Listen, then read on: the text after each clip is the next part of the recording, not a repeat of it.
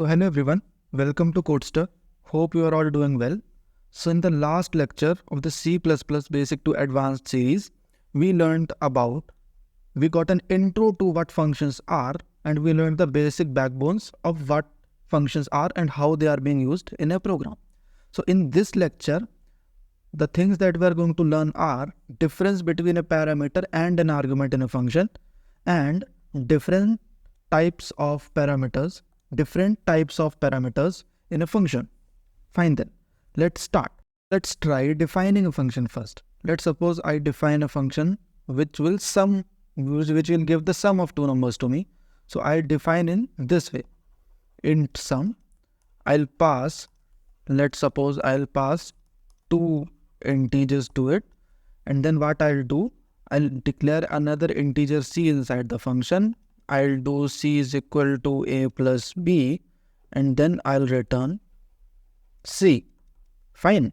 So this is how you define the function, right? So next upon, what I'll do is that I'll write int main here, and after that I'll do int a is equal to 10, int b is equal to 20, and then int c is equal to sum of a comma b, right? And then I'll just print c on the screen. That means c out c. That's it. And this is how my code gets filled up, right? So now you'll get to know the difference between parameters and arguments. See, in the function, actual definition of the function, all the variables that you are passing are called parameters of the function. Parameters mean all the variables present in function definition, right? You ought to know that. Simple. Now, moving on to function call statement. So, all the variables present in function call statement are arguments. Quite clear. So, if you want to see parameters, you have to go to function declaration. And if you want to see arguments, you want to go to the function call statement, right? So we've finished up the first part of the video. Moving on to the next part, different types of parameters, right? So parameters, what did they mean? Parameters are all the variables that are contained in the function declaration statement, right? Function definition statement. So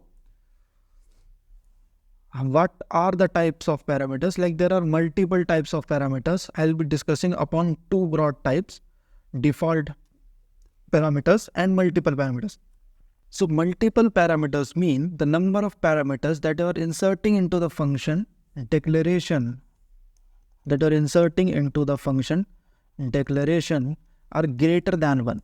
That means let's suppose I define a function something like that, int sum, or let's change at this time, I define int product. Let's suppose I am doing multiplication of 3 numbers. So what will I have to do? Int a, int b, int c, and then I'll write everything within the function. So the number of parameters that I am giving into the function declaration are greater than 1. That is equal to 3 in this case, right? So this is what we call multiple parameters. What you have to keep in mind is that when you will call the function below, you have to pass 3 arguments, right? Then 3 arguments, and the order of insertion of arguments will remain the same. That means this will point to A, right? This will point to B, and this will point to C. The order should remain same. If you write numbers getting interchanged, then you would not expect this to be B or this to be A. You have to write in such a way that this is A, this is B, and this is C. The order is important. point to remember, order is important, right? Please remember this. Okay. Moving on to the second type, basically the first type, default parameters. So how do we do this? Default parameters actually mean the value of this parameter is set as default. That means even if you don't pass value of it in function call, it will use up the default value, right? I think it would be quite clear. Let me take an example for this. Let's write this let me write the same function again. Int product. Let's suppose I want to multiply two numbers, right? Int a and then int b is equal to 10.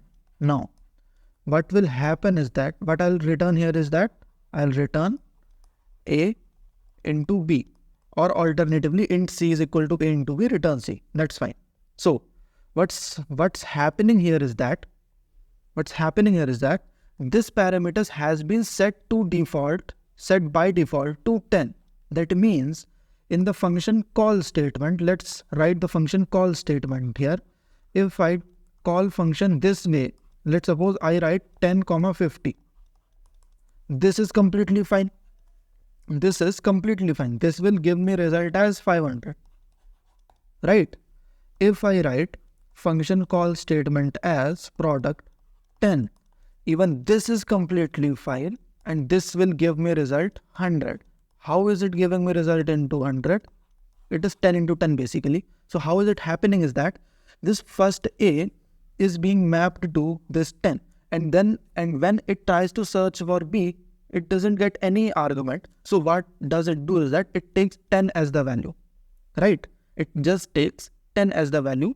So this is how default parameters are working. I hope you will be able to understand this. Let me take one ambiguous example that will clearly explain to you how is it working, right? I'll take the same function, int product, int a, int b is equal to 10, and then int c, right? And then what I'll return? I'll return a into b into c, right? Let me make the function calls int product 10, 20, 30. What will happen in this case? The output will be 10 into 20 into 30. That means 6000, because you've passed the value of 20 here. So instead of taking this default value, we'll take this value. So basically the first preference will be to take the function argument as far as possible. And if it doesn't get any function argument, it will take this default value, right? So let me make a new function. Let me make a new function call statement. This is product 10, 20. Now let's think from the eyes of a compiler, right? It searches for this a, it gets 10, right? It searches for this b, it gets 20. I'm maintaining the order, right? It searches for this c, doesn't get anything, and c is not default. This will give me error. Why is it giving me error? Because you searched for b, you searched for a, you got a, you searched for b, you got b. When you search for c, you didn't get anything. So this causes an error. Alternatively, what if I did like that?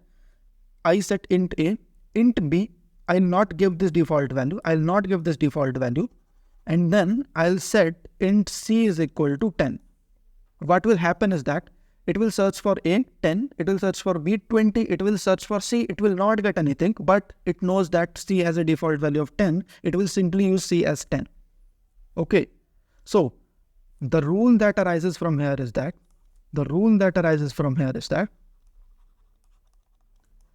always use default parameters in the last in function definition. That means, just look here, you use the default parameters as the last argument, right? You used the default parameter in between, it caused an error. So how does this rule work actually? Let's write int product. If I do something like that, int a, int b is equal to 10, int c is equal to 10.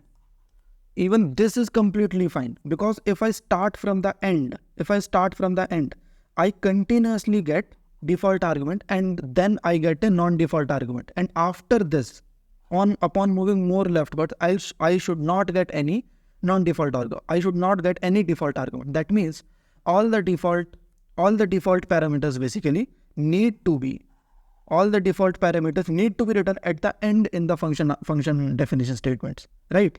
So this might be clear until now.